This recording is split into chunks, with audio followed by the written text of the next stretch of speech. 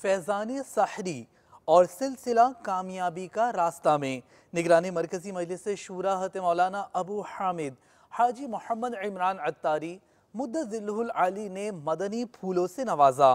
फैज़ान सहरी में रुकने शूरा ने भी शिरकत फरमाई, जबकि कामयाबी का रास्ता में बापा जान के खाने के मनाजिर वक्तन फ़वक्तन दिखाए गए।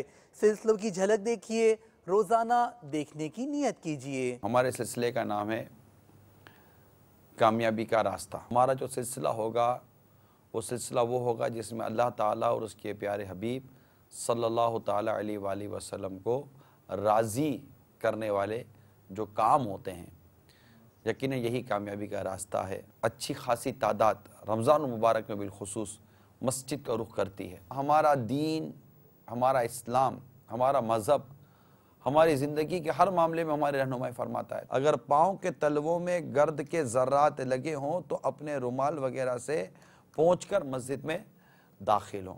इसका भी ख्याल रखिएगा जब मस्जिद की तरफ आप जा ही रहें। सरकार मदीना सल्लल्लाहु ताला अलैहि वसल्लम मस्जिद में ज़ोर की छींक को नापसंद फरमाते।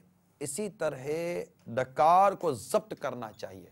ओ इसी ज़ोर की डकार लेते जैसे कि आज इसी ने खाना खाया है, बाकी किसी ने खाना खाया ही नहीं। आम शहरी है, वो हमसे क्या आज के सिलसिले में कहना चाहते हैं। सालों साल से चले आ रहा है ये हिसाब किताब। तो रमजानों में क्या, बकरा ईद में, मुहर्रम में, हर त्योहार के अंदर में ऑटोमेटिक दाम बढ़ जाते हैं। मुनाफाखोरी बढ़ गई है तकरीबन। इसके अंदर इनमें एक आम छोटा शॉप नहीं, जो बड़े बड़े होलसेलर जो बैठे हुए हैं वो इस चीज़ में ज़्यादा गेम खेलते हैं। हर बंदे की सोच होती है कि कल महंगा हो जाएगा, और यही वजह से हर दुकानदार होता है जो उसको स्टोरेज कर लेता है। एक हदीस है, जिसने मुसलमानों पर इनका खाना रोक लिया अल्लाह ताला उसे कोढ़ और अफलास में मुब्तला कर देगा। जो हराम और नाजायज़ कर रहे हैं, जो हराम और नाजायज़ काम में मुब्तला हैं, बराए करम वो अपनी इस्लाह की तरफ आइए। उम्मत पर रहम कीजिए, करम कीजिए। तुम रहम करोगे तुम पर रहम किया जाएगा।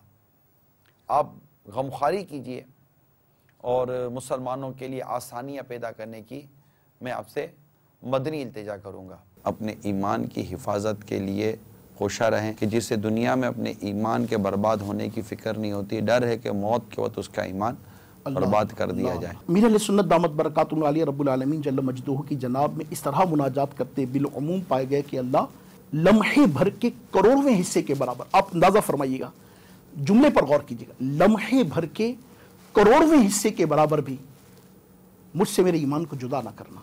ये किस कदर हुस्सासियत है। आपको एसएमएस आता है, आप डायल करके उस एसएमएस फॉरवर्ड कर, आपको पता है कि वो एसएमएस क्या था, उस एसएमएस में जो लिखा था जायज़ है, नाजायज़ है, हलाल है, हराम है, माज़ अल्लाह कहीं ऐसा तो नहीं उसमें कोई ऐसा जुमला लिखा हुआ है जिससे अल्लाह ना करे कुफर कोई बक दिया गया हो, और आप उसको आंख बंद करके आगे से आगे बढ़ाते चले जा रहे हैं। असल तालीम और असल इल्म ये है कि इंसान शरीयत और इस्लाम की बुनियादी बातों को जाने और समझे और पहचाने। आपकी क्वालिफ़िकेशन कैसी सही, आपको कुरान पढ़ने अगर दुरुस्त नहीं आता तो आपकी क्वालिफ़िकेशन क्या। आपको इस बात का अंदाज़ा नहीं है कि कौन सा कलीमा मेरे ईमान को बर्बाद कर सकता है, कुफर हो सकता है। क्या इस मामले में नॉलेज हासिल करना, क्या ये इल्म नहीं है। हम चूँकि शुरू से हमारी एक मेंटेलिटी बनाई गई है कि आपने बड़े होना है, कमाना है, कारोबार करना है, घर चलाना है। ये इल्म दीन सीखना, इसके हवाले से हमारी बचपन से कोई सी माइंड मेकिंग ना होने की वजह से भी एक ये इसका एक साइड इफेक्ट है। बदकिस्मती से चूँकि हमारी नॉलेज ही वही ईमानियात के हवाले से ना होने के बराबर हैं, तो हमें क्या तमीज़, हमें क्या मालूम, हमें क्या पता कि हमारा जो बच्चा पढ़ रहा है उसका ताल्लुक़ इस्लाम से कितना, ईमान से कितना, रसूलुल्लाह अलैहिस्सलातु वस्सलाम की ज़ाते बाबरकत से कितना। इस मामले में संजीदा होने की बहुत ज़रूरत है। अल्लाह तबारक व तआला हम सबको अमल की तौफीक अता फरमाए।